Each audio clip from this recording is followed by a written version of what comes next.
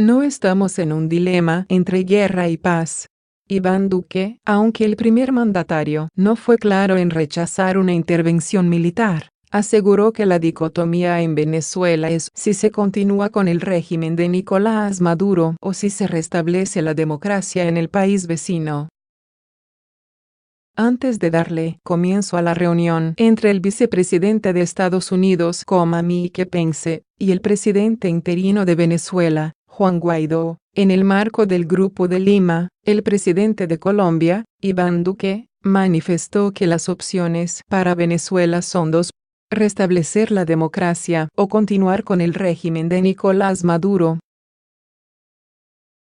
No estamos ante un dilema entre guerra y paz. El dilema es entre la continuación de la tiranía y de la barbarie, o el camino de la democracia y las libertades para un pueblo sufrido.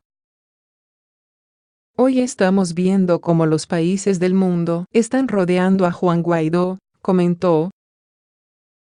Le puede interesar. Grupo de Lima no apoya intervención militar en Venezuela. Igualmente, sostuvo que ese apoyo al presidente de la Asamblea Nacional de Venezuela es gracias a que varios estados se han sumado a la presión contra Nicolás Maduro. Se ha demostrado que el cerco diplomático empleado, producto del Grupo de Lima, de la Organización de Estados Americanos, OEA, apoyado por los países del hemisferio, algunos de la Unión Europea y, recientemente, de naciones asiáticas, como Japón y Corea, muestra que hay una clara convicción por ayudar a Venezuela, apuntó el jefe de Estado. Duque aprovechó, igualmente, para reprochar lo sucedido el pasado sábado contra las ayudas internacionales, catalogando esa acción de crimen de lesa humanidad. Haber bloqueado el ingreso de un barco desde Puerto Rico, enfrentar y asesinar indígenas en la frontera con Brasil, incendiado medicinas y alimentos es la más grande derrota moral y diplomática de esa dictadura, aseveró.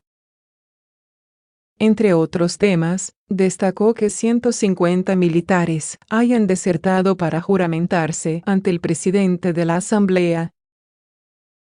Es esa la demostración de que están quebradas las fuerzas militares y debemos de invitarlas a que rodeen a Guaidó para que no permitan más sangre contra el pueblo.